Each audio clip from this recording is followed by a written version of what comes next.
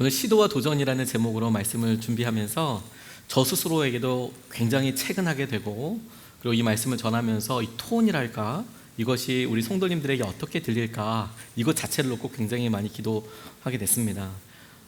도전하고 시도하라라는 말씀이 혹시나 내가 혼나는 거 아닐까, 이런 느낌으로 들릴 수도 있겠다. 그런데 그런 느낌이 아니라 오늘 이 말씀에 저와 여러분들이 같이 서서 이 4명의 문둥병자, 나병 환자를 통해서 보여주시는 삶을, 도전을 우리가 같이 붙잡을 수 있으면 좋겠습니다.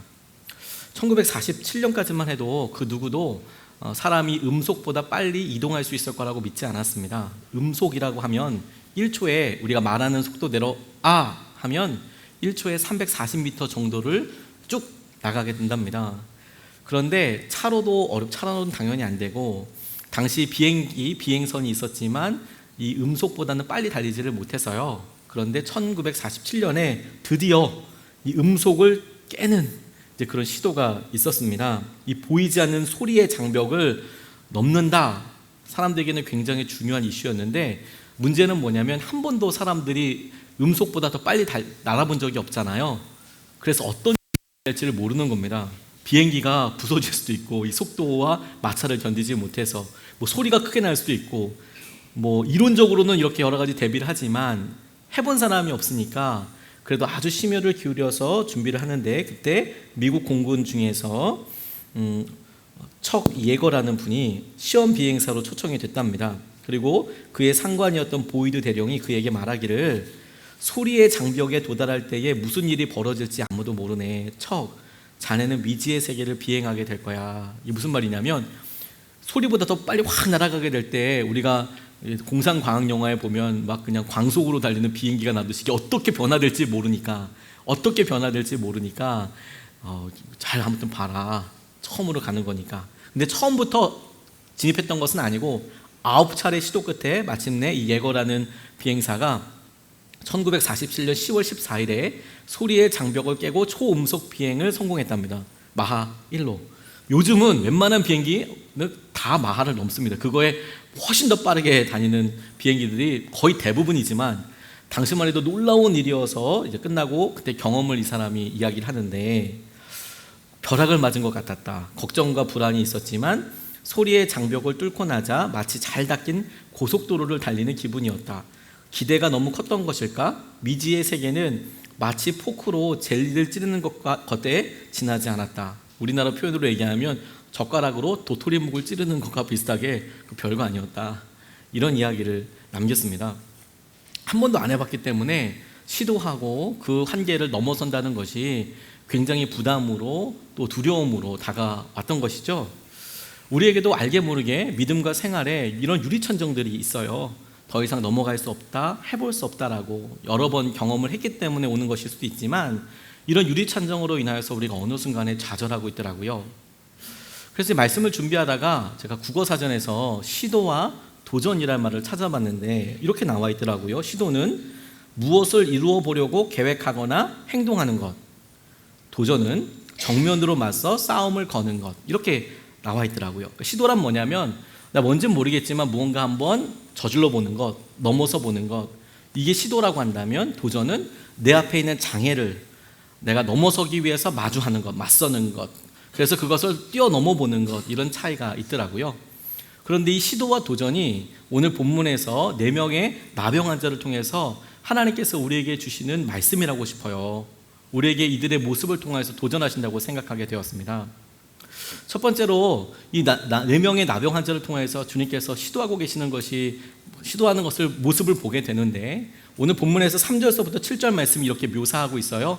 그들이 처하고 있는 형편을 설명하기를, 이 4명의 나병 환자들이 성에 들어가도 얻어먹을 것이 없고, 그곳에 있어도 그들이 굶어 죽고, 그리고 아람 군대, 시리아 군대에 간다고 하더라도 거기서도 자기들을 적군의 사람들이니까 살려줄지 먹여줄지는 아무도 모르지만, 그래도 우리가 성에 가서 굶어 죽고 맞아 죽거나, 여기서 우리가 그냥 굶어 죽거나, 이것보다는 차라리 적진에 가서 어떻게 무슨 일말의 가능성이 있다면 한번 해보자. 그래서 갔더니 그곳이 이미 다 비어져 있고 하나님께서 이미 승리해 놓으신 상태더라라고 이 말씀이 풀어서 설명하고 있습니다. 그들이 적진에 갔던 것이, 시도했던 것이 결코 좋은 의도가 아니었어요. 민족의 입장에서 시선으로 봤을 때는 배신자라고 할 수 있을 만큼 자기들이 그냥 거기 항복하러 간 거죠. 생명으로 나아가기 위해서 의미 있는 한 걸음을 갔는데 정작 그 시작은 사실 굉장히 개인적이고 자기의 한계 가운데 있는 그런 시도였습니다. 근데 중요한 것은 바로 그 시도가 하나님께서 이스라엘에게 주셨던 구원과 승리를 누리게 되는 첫 단초였다라는 거예요. 저는 우리가 믿음 생활하면서 무조건 모든 일이든지 시도해야 된다고 생각하지는 않습니다. 하나님은 말씀 가운데 우리가 시도해야 될 방향에 대해서 명확하게 이야기하고 있거든요. 예를 들어서 여러분, 제가 여기서 지금 불이야 라고 이야기한다면 당연히 다 대피를 하겠죠. 그런데 처음 있는 일이니까 문으로 다 달려가서 소란스럽고 혼란스러울 수 있습니다. 그래서 그것 때문에 오히려 다치는 분이 계실 수 있어요. 근데 평소 때 저희가 이렇게 대피하는 훈련을 여러 차례 한다면 불이야 라고 이야기했을 때 평소 때 연습했던 대로 그렇게 움직이지 않겠습니까? 근데 이스라엘 백성들에게 그렇게 무슨 역경과 환난과 어려움이 있을 때 주님께서 이런 도피로처럼 이렇게 되는 게 답이야, 이것 때문에 내가 이런 시험을 주는 거야, 이것 때문에 내가 이런 일들을 허락한 거야 라고 보여주신 예가 있어요. 광야 생활 때 보여주셨습니다. 이스라엘의 광야 생활 때 그들이 40년 동안 광야를 유리방황하면서 구름이 뜨면 짐 싸고, 구름이 움직이면 구름대로 움직이고, 그리고 아침마다 만나가 오고, 만나가 오면 만나를 가족만큼 걷어서 먹고, 안식일 때 전날에는 2배를 걷어서 그래서 안식일까지 먹고, 이것을 40년 동안 훈련을 했어요. 굉장히 단조롭죠? 그런데 신명기 8장 2절에서 3절까지 말씀은 그때의 의미를 이렇게 이야기하고 있습니다. 새번역 성경으로 읽어드리면, 당신들이 광야를 지나온 40년 동안 주 당신들의 하나님 당신들을 어떻게 인도하셨는지를 기억하십시오. 그렇게 오랫동안 당신들을 광야에 머물게 하신 것은 당신들을 단련시키고 시험하셔서 당신들이 하나님의 계명을 지키는지 안 지키는지 당신들의 마음속에 알아보려는 것이었습니다. 주님께서 당신들을 낮추시고 굶기시다가 당신들도 알지 못하는, 당신들의 조상도 알지 못하는 만나를 먹이셨는데, 이것은 사람이 먹는 것으로만 사는 것이 아니라 주님의 입에서 나오는 모든 말씀으로 산다는 것을 당신들에게 알려주시려는 것이었습니다 라고 광야 생활의 의미에 대해서 설명하고 있어요. 그들이 날마다 겪었던 일들의 핵심이, 엑기스가 무엇이었냐? 사람이 떡으로 사는 것 아니고 하나님의 말씀으로 사는 것이다. 그 연습을 40년 동안이나 시켰다는 겁니다. 평생을 시켰다는 겁니다. 저는 하나님께서 우리에게 어려움과 혹은 한계 상황, 우리에게 무언가 시도하라고 이야기할 때에 마치 소방 대피 훈련처럼 우리에게 그 시험과 그 도전을 통해서 우리에게 보여주는 시도의 방향은 믿음의 문제라고 믿습니다. 우리의 믿음을 점검하시는 거구나. 이것을 믿음으로 나아가는 것, 우리가 떡으로 사는 게 아니라 하나님 말씀으로 산다는 것을 믿고 시도하는 것, 이게 어려움과 아무데도 갈 수 없다, 어떻게 해볼 수 없다라고 이야기하는 우리에게 하나님께서 도전하시는 길이에요. 근데 많은 분들이 이런 믿음 앞에 머뭇머뭇 주저주저 하십니다. 그리고 그냥 있으면 뭔가 해결될 거라고 생각을 했어요. 그런 건 없습니다, 여러분. 이국정 교수님이 골든아워라는 책에 보니까 이런 글귀가 있었어요. 참 되게 마음에 와서 닿았습니다. 이분이 중증외상 환자 이렇게 치유하면서 중증외상 환자의 수술방이 전장과 같고 수술은 전투와 같다. 막 피가 터져서 막 방금 죽으려고 하는 사람들이 이렇게 온 거니까요. 근데 외상외과 의사가 생사를 오가는 환자를 죽지 않을 수준에 이르는 가망 없어 보이는 수술을 하며 버티는 사이에 각 세부 전문 분과의 의사들이 환자의 몸에 상륙해 수많은 장기와 뼈들을 하나씩 잡아나간다. 해군과 해병대가 위험을 뚫고 적진에 상륙하지 못하거나 외상외과 의사가 처음에 수술적 치료를 시작조차 하지 않으면 상황 자체는 종료다. 반전의 기회는 없다. 이렇게 이야기하더라고요. 우리에게 무언가 시도해야 될 때 가만히 있으면 되는 게 아니고요. 그렇게 그 순간을 넘어서면 반전의 기회는 없는 거예요. 우리가 믿음으로 이것을 넘어가고 나아가는 것이 주님께서 우리에게 하시는 시도인 거죠. 믿음으로 도전하라. 믿음으로 살아라. 믿음을 써라. 다시 시작하려면 아예 힘이 없습니다. 그리고 그 일에 관심도 없습니다. 더 많은 에너지가 듭니다. 이 말씀에서 우리에게 굉장히 충격적인 또 다른 면 한 가지가 있어요. 8절 말씀에 나오는데요. 그 나병 환자들이 진영 끝에 이르자 한 장막에 들어가서 먹고 마시고 거기서 은과 금과 의복을 가지고 가서 감추고 다시 와서 다른 장막에 들어가 거기서도 가지고 가서 감추었다라고 나와 있는 장면입니다. 저는 이 장면이 말씀 준비하고 묵상하면서 정말 많이 서글펐습니다. 슬펐습니다. 성경 말씀 중에서 가장 슬픈 말씀 중에 하나이지 않을까라는 생각을 묵상하면서 하게 됐어요. 꼼꼼히 한번 다시 한번 여러분 보십시오. 이 나병 환자들이 진영 끝에 이르러서 장막에 들어가서 먹고 마시고 거기서 은과 금과 의복을 가지고 가서 감추었다. 다른 장막에 들어가서 거기서도 그렇게 했다. 지금 이 나병 환자에게 은과 금과 의복을 갖는다는 것이 무슨 소용일까라고 고민해 보게 됐어요. 나병 환자가 지금 이와 같이 이스라엘 백성들에게도 격리된 생활을 하고 있고 굶고 있고 이런 일들이 돈이 없어서라고 이유도 있겠지만 보다 더 핵심적이고 근원적인 이유는 뭐냐면 저들이 나병에 걸려 있다라는 거거든요. 여전히 저는 나병에 걸려 있고 나병에서 죽어가는 입장인데 그런데 돈이 있고 은이 있고 그리고 금이 그 의복이 있으니까 기뻐하더라 그 모습을 보고 마치 우리들 모습을 보는 것 같았습니다. 여전히 우리에게 나병과도 같이 치유되지 않고 해결되지 않은 죄의 문제들이 뻗어시 있어서 우리가 여전히 낙담하고 관계에 있어서나 여러 삶의 문제들 가운데 때로는 분노로 우울감으로 낙담으로 극단적인 생각으로 하는 일들이 뻗어시 다 있는데 그런데 우리는 당장 우리 앞에 뭐가 하나 생기면 이 나병 환자처럼 괜찮네 그리고 욕심을 내서 다른 장막까지 가서 그렇게 살더라 믿음 생활하는 우리의 모습을 단편적으로 딱 쪼개서 보여주는 거라고 묵상하면서 제게 적용해 보게 됐어요. 제가 대안학교 선생님으로 이렇게 심호하고 계시는 한 분과 이렇게 같이 이야기를 하다가 참 커다란 도전과 깨달음을 얻은 적이 있습니다. 이분이 고3 담임을 하는데 아이들이 검정고시를 봐야 하거든요. 대안학교에서는 검정고시를 봐서 고등학교를 졸업하고 그리고 다시 대학 수능 시험을 볼 수 있는 거거든요. 그런데 아이들이 고3인데 검정고시를 안 보겠다고 버티는 거예요. 학교도 안 나오고. 참 그러니까 얼마나 마음이 참 그렇습니까? 그래서 찾아갔대요. 고3 담임인데 부모님들께 연락해서 아이들 기거하고 있는 곳에 현관 비밀번호랑 그 비밀번호를 좀 다 부모님께 사정을 설명하고 애가 학교도 안 나오고 있는데 내가 가서 좀 아이들 설득해 보겠다고 이제 부모님들에게 양해를 구하고 아침에 찾아갔어요. 아니나 다를까 학교 안 오고 막 이렇게 퍼지게 자고 있는 거죠. 뭐. 그래서 가서 이제 깨워가지고 설득을 했대요. 토요일 날이 검정고시 시험인데 금요일 날 찾아간 거예요. 시험을 안 본다 하니까 봐라 야 시험 좀 봐라. 사실 그 시험 본다고 해서 뭐 선생님한테 뭐 좋은 게 생기겠어요? 검정고시 봐서 지한테 좋은 거지 뭐 선생님한테 그것 때문에 뭐가 나오겠습니까? 그런 거 없는 거잖아요.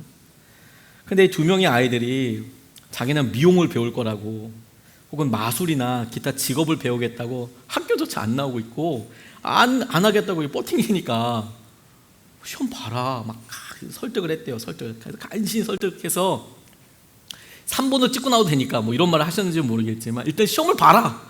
시험장에 들어가라. 그거 뭐 손해보는 것도 아니고 이미 원서도 다 냈는데 왜 안 보냐 봐라.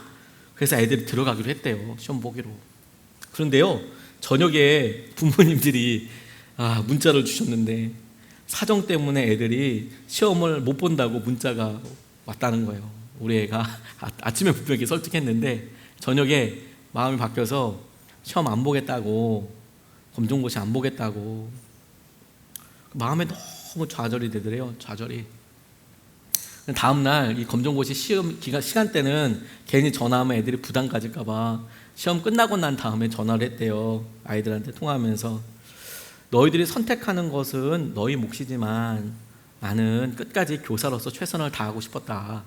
그래 너의 인생이고 너의 삶이니까 선택은 네가 하는 거지만 근데 나는 교사이고 너의 모습을 계속 보다 보니까 네가 시험 보는 것에 대해서 최선을 다하고 싶었다. 그랬더니 학생이 사랑한다고 뜬금없이 대답하더래요. 사랑한다고 선생님. 마음이 진짜 많이 힘들었지만 그 말 한마디가 위로가 되더라 이런 이야기를 나누시더라고요. 근데 저는 그분의 심정을 너무너무 많이 이해했어요. 검정고시 보는 거 물론 다음번에 볼 수 있죠. 다음번에 볼 수 있죠. 근데 여러분, 사랑하는 사람이 보면 정말 안타까워 죽을 것 같아요. 왜 그 기회를 놓치니? 그래, 공부를 안 했어도 한번 봐보기는 하지. 그러면 그게 좋은 밑거름이 될 텐데 한번 도전이나 해보지. 떨어지더라도 떨어지면 그 모습 가지고 다음에 잘하면 되잖아요. 시험 보지, 그걸 아예 안 보냐. 사실 사랑하면 사랑할수록 마음이 아마 터져버릴 것 같은데, 저는 성도님들 보면서 그런 마음들 여러 번 느껴봤거든요. 한 번 더 시도하고 한 번 더 나아보면 될 것 같은데 그냥 안 하겠대요. 그냥 안 보면 좋겠대요. 그냥 이거 넘어가면 좋겠대요. 그러면 그게 끝난 게 아니거든요. 그 다음에 넘어간 게 아닌 거거든요.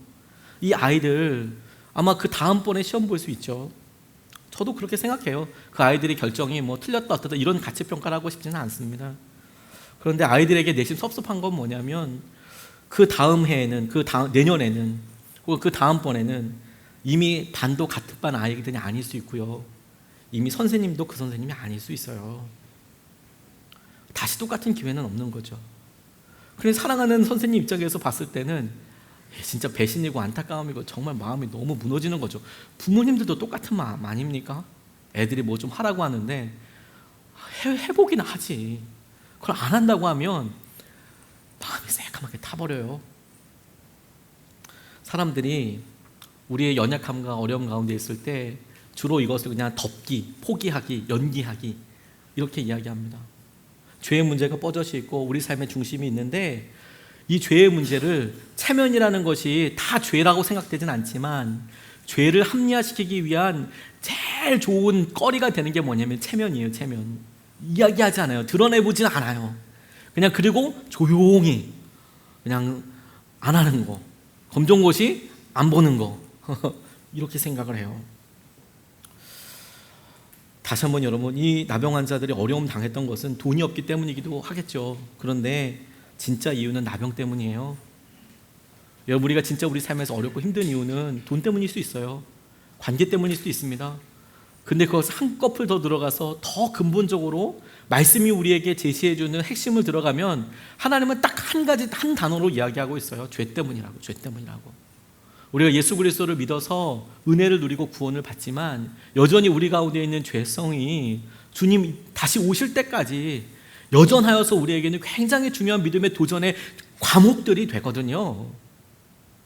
그런데 우리가 그걸 포기하는 순간 그냥 다음 기회가 아니라 처음서부터 다시 시작해야 되는 거예요. 처음서부터.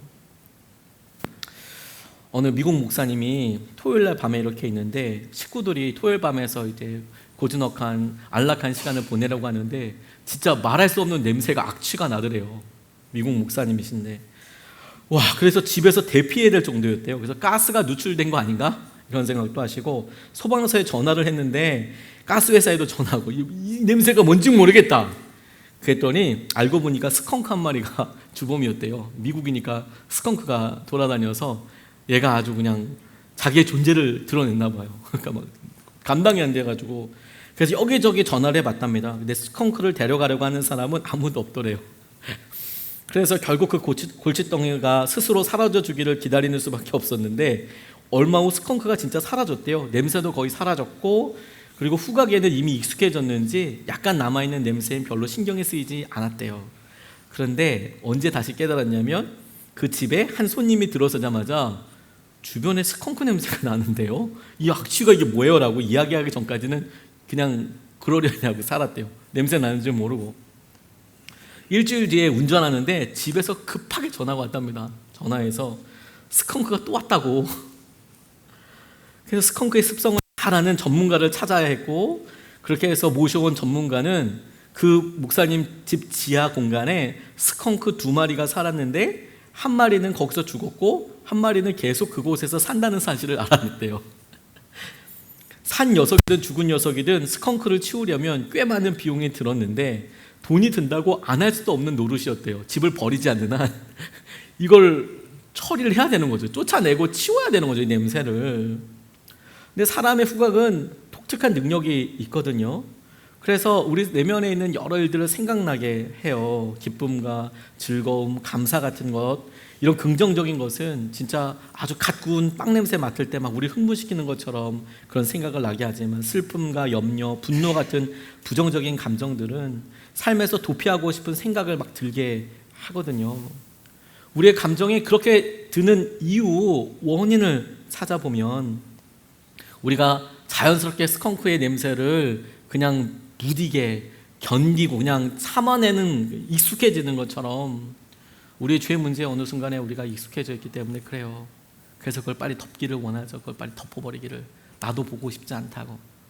여러분, 다시 한번 그걸 치우지 않으면 아무런 방법이 없어요. 아무런 방법이 없어요. 죄 때문에 힘든 거예요. 예수님이 지금 이 자리에 오셔도 주님께서 우리에게 첫 번째 하실 말씀은 변하지 않고 무엇인지 아십니까, 여러분? 회개하라, 천국이 가까웠다예요. 회개해라, 천국이 가까웠다. 다른 말씀하시지 않습니다. 우리의 죄가 여전히 힘들게 하고 어렵게 하거든요. 그래서 우리가 고비고비를 넘어나가요. 그런데 그런 고비고비들 앞에 우리가 어떻게 하냐면 나병한 자처럼 그냥 우리 앞에 생긴 은과 금과 의복과 우리의 평탄함과 그런 게 조금 해결되면 괜찮다라고 생각하면서 살죠. 도망가면 해결됩니까? 아니요. 조개가 아파서 진주를 품게 되는 거거든요. 벼는 뜨거워서 열매를 맺게 되는 거거든요. 우리가 오랫동안 수고하고 헌신했던 것들이 그런 고난의 과정을 통하여서만 열매가 되는 거거든요. 그런데 그런 고난이 없이, 과정이 없이 열매는 있지 않아요. 근데 더 안타까운 것은 뭔지 아십니까? 오랫동안 고난과 아픔을 겪어오신 분들이에요. 저는 그 심정을 너무 이해합니다. 같이 기도하니까요. 빨리 끝났으면 좋겠어요. 그런데 그렇게 함께 기도하던 그분께서 도저히 이제는 참을 수 없다라고 얘기를 하시는 거예요. 도저히 더 이상 견딜 수 없다라고 이야기하는 거예요. 그런 긴 기간이 있다면 분명히 열매 맺을 날도 얼마 남지 않은 것일 텐데, 마치 우리가 열심히 경작해서 열심히 키워놨더니 그 열매가 그냥 바로 추수하기 전에 똑 낙과해 버리는 거예요. 떨어져 버리는 거예요. 그래서 아무데도 쓸데없이 돼요. 그러면 우리 생각에는 그래, 다음번에 하면 되지라고 생각해요. 처음부터 다시 시작하는 거예요. 처음부터. 그러니 얼마나 아깝습니까? 얼마나 아깝습니까? 우리의 믿음에 주님께서 그냥 유리천정 가운데 있고 이렇게 하는 게 아니라 오히려 이럴 때를 통해서 하나님 앞에 나아가야 하는 거예요. 그게 오늘 주님께서 나병 환자들이 처음에는 믿음의 시도도 아니었고 그냥 뭔가 해보자, 살려고 그래서 시도했어요. 우리는 그것을 믿음의 시도를 해야 된다고 적용을 했고요. 그런데 그들이 진짜 한 도전은 우리에게도 똑같이 도전이 됩니다. 그들이 어떻게 도전했냐면 9절 10절 말씀에 보니까 나병 환자들이 그 친구에게 서로 말하되 우리가 이렇게 해서는 아니 되겠도다. 오늘은 아름다운 소식이 있는 날이거늘 우리가 침묵하고 있도다. 만일 밝은 아침까지 기다리면 벌이 우리에게 미칠지니 이제 떠나 왕궁에 가서 알리자 하고 가서 성읍 문지기를 불러 그들에게 말하여 이르되 우리가 아람진에 이르러서 보니 거기에 한 사람도 없고 사람의 소리도 없고 오직 말과 나귀만 메어 있고 장막들이 그대로 있더이다 라고 이야기하는 장면입니다. 이것을 만약에 다른 사람들이 발견하고 아람 진영에 사람들이 다 떠나고 없더이다 라고 이야기하는 장면이라면 있을 수 있을 법해요. 왜냐하면 이건 정말 핫 이슈 아닙니까?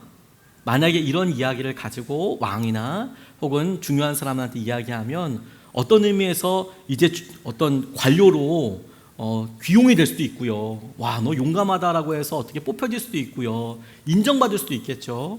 일반적인 사람이라면 분명히 그렇습니다. 그런데 여러분, 이 나병 환자들은 전혀 달라요. 나병 환자들의 아픔은 무엇이었냐면 그들이 율법에 의해서 돌아다닐 때 입을 이렇게 옷으로 막고 부정하다 이러면서 다녔어야 했습니다. 자기가 나병 환자인 것을 사람들한테 드러내고 다녔어야 됐어요. 그러면 그렇게 돌아다니는 나병 환자들에게 사람들이 돌을 던지기도 했고요. 그리고 어린아이들이 조롱하기도 했습니다. 부정하다고. 철저히 그 사회에서 배척당하던 사람이었거든요. 그런데 지금 이 성에 가뭄이 있고 기근이 있어요. 어떻게 해야 될 수가 없어요. 밥 먹을 거리도 떨어져서 서로 자기 자녀들을 뭐 어떻게 한다 이런 얘기가 앞에 소개되어 있거든요. 나병 환자들에게 친절하게 밥 주는 사람 없었을 겁니다. 그러니 그 성벽의 통에 들어가 있지도 못하고 지금 나와 있어요. 근데 아무도 밥 주는 사람이 없어요. 뭐 풍족할 때는 뭐 나눠 먹고 떠들어지고 뭐 버린 거라도 주워 먹는데 이제 그런 것도 없어요. 그런데 그들이 자기들이 보고 여러 일들을 발견하고 그것을 다시 사람들에게 자기 일을 배척하고 자기에게 여전히 그렇게 가서 이야기할 때에 자기들에게 무슨 말을 할지도 모르는 사람에게 가서 이야기를 하더라니까요. 그 이유가 딱 한 가지였습니다. 그들이 알고 있는 복된 소식 때문에. 우리는 여러분, 구약시대에는 이 복된 소식이 승리의 소식과도 같이 오늘 이 4명의 나병 환자들이 보았고 그리고 자기들이 복적으로 체험했던 것대로 우리가 승리했다. 하지만 그 승리는 불완전한 것이었습니다. 그 전쟁이 한 번 이긴 것이죠. 구약에서는 그렇게 불완전할 수밖에 없었습니다. 그런데 예수님께서 우리에게 오셔서 우리에게 완전한 승리에 대해서 말씀해 주셨어요. 우리에게 완전히 승리했다라고, 우리가 죄와 사망으로부터 주님께서 승리하셔서 그 주님을 믿으면, 따르면, 붙잡으면 우리 가운데 이 복된 소식이 실제가 될 것이다라고 말씀하셨거든요. 그래서 이 4명의 나병 환자에게는 불완전한 말씀일지 몰라도 이 말씀을 그대로 적용하고 바라보는 우리에게는 우리의 한계가 있고 어려움이 있을 때 복된 소식과 함께 나아가는 그 길이 우리를 살릴 뿐만 아니라 사람들을 살리는 길이 된다는 것을 알게 하시는 거거든요. 복된 소식이 그들을 그렇게 하도록 이끌었어요. 우리도 동일한 사역을 하고 있어요. 죄를 이기기 위해 여러분 도전하세요. 무너지지 마십시오. 죄를 이기기 위해서 도전하는 겁니다.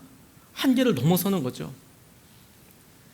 우리가 이런 일들에 여러 번 좌절하고 낙담하다 보니까 너무 쉽게 포기합니다. 어느 기자가 벤자민 프랭클린에게 좀 물어봤대요.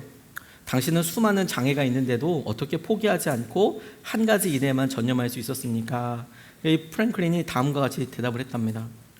당신 혹시 일하는 석공을 자세히 본 적이 있습니까? 석공이 뭐냐면 돌 쪼아서 조각하는 조각가 있잖아요. 석공을 본 적이 있습니까?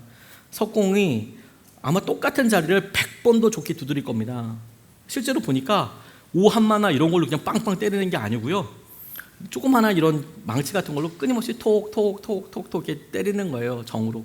그러면 뭐가 이렇게 바로바로 밀려나고 이러는 경우들도 있지만 대부분은 그냥 그 자리에서 톡톡톡톡 이렇게 끝나요.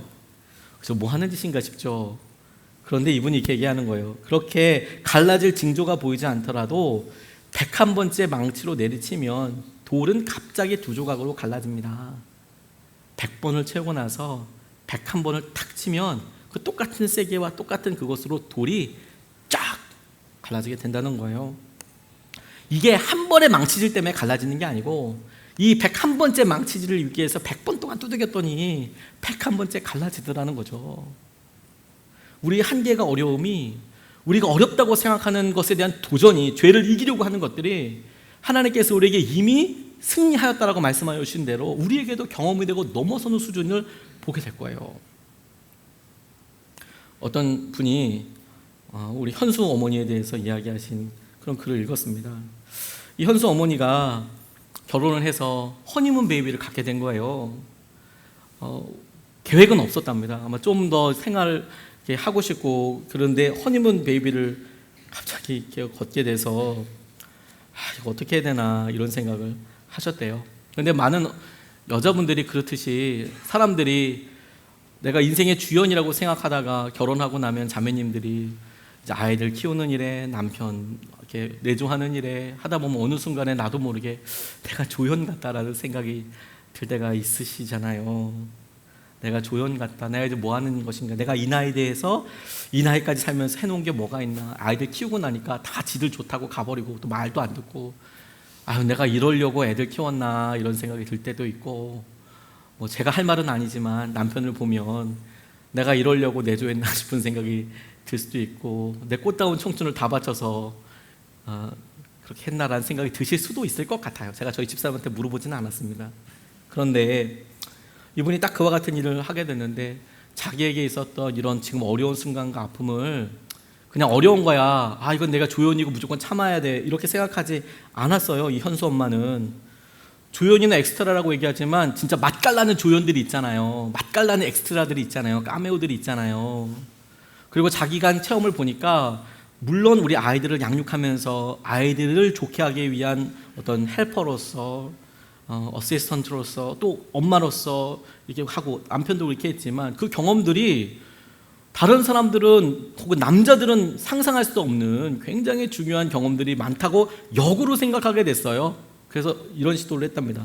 이분이 점점 생기를 잃어져 가고 신혼여행 다녀와서 산후우울증 때문에 너무 힘들고 말도 안 통하는 아이랑 지내다 보니까 허탈감이 밀려오고 아이에게 젖을 물리는 순간에도 하염없이 눈물이 나고 어느 날 베란다를 보면서 극단적인 생각하고 있고 그러다가 이러면 나도 망치고 우리 남편도 망치고 내가 그렇게 꿈꾸던 우리 아이들도 망치겠다는 생각이 들어서 뭐라도 해야겠다.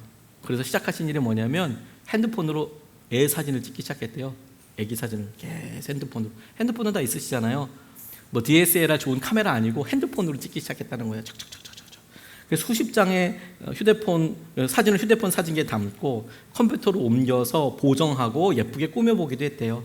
몇 년 동안 매일 사진을 찍었더니 아이의 움직임도 포착하고 아이를 달래서 포즈를 잡게 되는데 달인이 되어 있더래요. 요거 되게 힘듭니다, 여러분. 요거 애가 한 모습으로 있게 하는 것은 진짜 엄청난 기술입니다. 엄청난 기술이에요. 실제로 저 돌잔치 진짜 많이 인도해 봤거든요. 선한목자교회에 있으면서 요셉교구 맡으면서 돌잔치 진짜 수백 번 인도해 봤습니다. 아마 하루에 4건씩 할 때도 있었다니까요, 돌잔치를. 그런데 돌잔치 그렇게 할 때 애가 가만히 있어주진 않아요. 뭐 예쁜 옷, 최고 예쁜 옷 입고 오거든요. 배 까고 입에다 막 묻히고 머리다 얹어놓으면 막 악을 쓰면서 던지고 뭐 엄마 때리고 그러면요, 나중에 돌사진 찍었을 때 애가 웃는 것은 고사하고 그냥 그 옷 그대로 잘 찍어줬으면 100점이에요. 보통 그렇지 않아요. 왜냐하면 보통 이 돌잔치가 시작될 때 뷔페나 이런 데서 하면 손님들 맞이하고 다 인사하고 이래서 그 돌 예배 드리는 그 즈음 한 1시간 정도가 지날 때면 애가 거의 필름이 끊어질 정도로 짜증나기 힘들거든요. 졸리고. 근데 사진 찍자고 하니까 애가 폭발해요. 그런데 그때 이 아주 노련한 그 사진 기사들은 기가 막히게 애를 이렇게 구슬립니다. 거기서 그 짬밥 차이가 나요. 처음 맞는 분은 어떻게 될지 모르는데요, 그 일을 진짜 어부라는 사람은 기가 막히게 애를 그냥 확 부어 삶아요. 희한하게 이렇게 합니다. 근데 엄마가 이제 딱 이런 달인이 되는 거예요.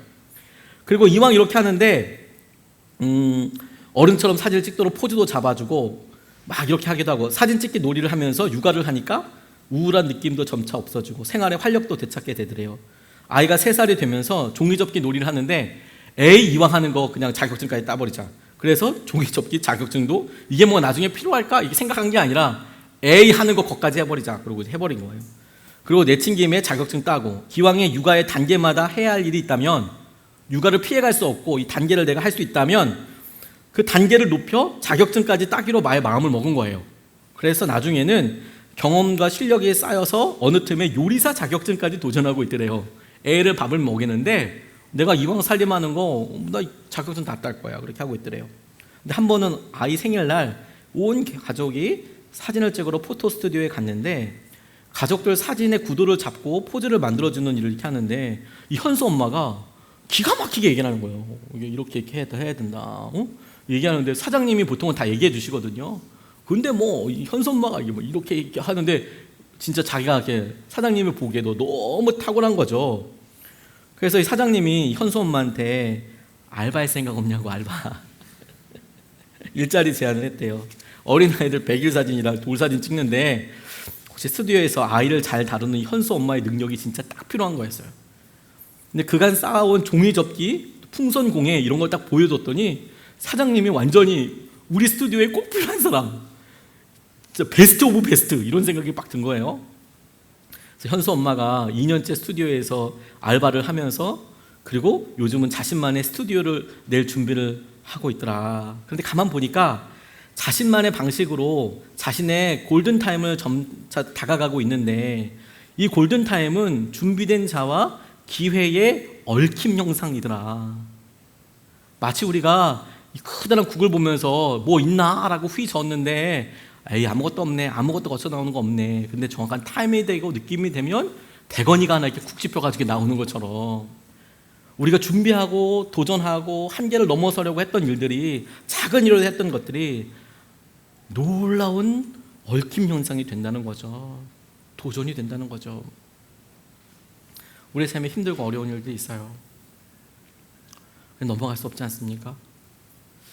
가만히 있는 고통이 변화의 고통보다 클 때 사람들은 변화해요. 변화하려고 하는데 힘들어요, 두려워요. 그런데 가만히 있는 게 더 힘들어요. 미칠 것 같이 힘들어요. 그러면 그때야 비로소 사람들이 변화하려고 도전하기 시작한대요. 그런데 믿음의 사람들은 이미 그런 일도 넘어서야 되지 않겠습니까?